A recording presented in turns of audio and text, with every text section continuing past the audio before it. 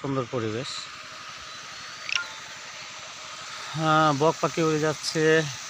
আর maximum এগুলো হচ্ছে চিল, আর হচ্ছে আমাদের এলাকায় বলা হয় এটাকে বৌরি বলা হয়, মানে চিলের মতো একটি প্রজাতি।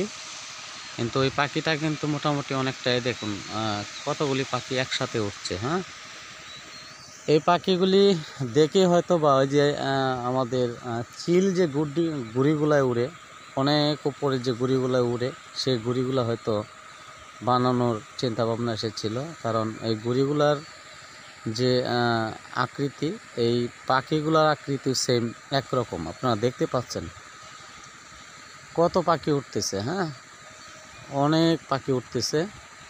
আমি একটু জুম করে দেখাই, এখানে কিন্তু অনেক পাখি রয়েছে।